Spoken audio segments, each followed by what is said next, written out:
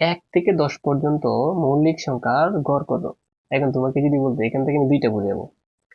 মৌলিক সংখ্যা থেকে যদি একটা রাখি, 1 থেকে 10 পর্যন্ত মৌলিক সংখ্যা কয়টি? দেখো 1 থেকে এই যে 10 পর্যন্ত মৌলিক সংখ্যা মাত্র 4টি। কয়টি?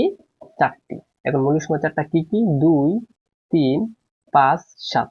হ্যাঁ, 1 থেকে 10 পর্যন্ত মৌলিক সংখ্যা 4টা, 2, 3, 5, 7।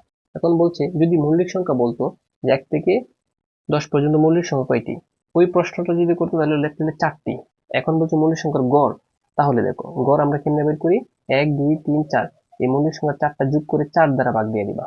অর্থাৎ যোগ করো, এই যে দেখো 2 যোগ 3 যোগ 5, হ্যাঁ, 5 যোগ 7 যোগ যোগ করছো কত? 17 হয়েছে। এই যে 17, 17কে ভাগ দেওয়া কয়টা দাও কি দ্বারা?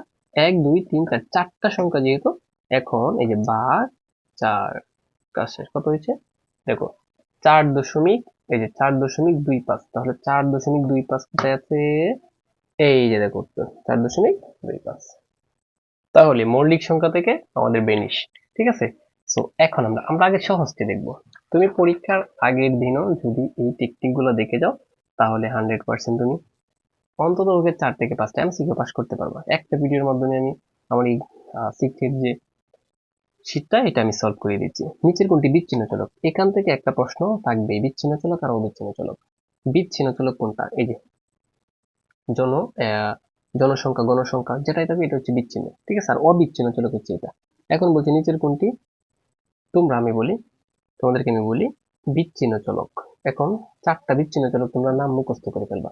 তোমাকে যদি বলি যে বিচ্ছিন্ন চলক কোনটি, তুমি বলবা জনসংখ্যা, এই যে ঘনসংখ্যা, জনসংখ্যা, পাখির সংখ্যা। যে কোনো সংখ্যা থাকলে বিচ্ছিন্ন চলক। আর অবিচ্ছিন্ন চলক, এই যে অবিচ্ছিন্ন চলক কি কি দেখো? ওজন, বয়স, তাপমাত্রা। ওজন, বয়স, তাপমাত্রা। ওজন, বয়স, তাপমাত্রা। আমার সাথে সাথে মুখস্থ করে ফেলবা। হুম? ওজন, বয়স, ওজন, বয়স, তাপমাত্রা। আর হচ্ছে জিপিএ। তার মানে দেখো নিচের কোনটি অবিচ্ছিন্ন চলক? উত্তর হচ্ছে জিপিএ। আর এগুলো তো বিচ্ছিন্ন চলক।